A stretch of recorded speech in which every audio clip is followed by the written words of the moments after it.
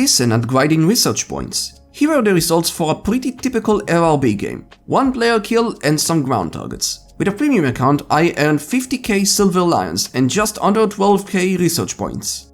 In real life, the A10 was used extensively to attack ground targets, and I have no doubt that many of you will want to do the same in War Thunder. So let's talk about its role in ground RB.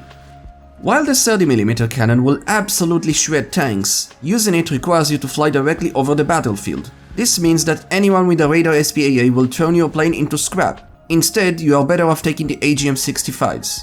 The Mavericks will allow you to outrange gun-based AA systems and give missile-based systems a run for their money.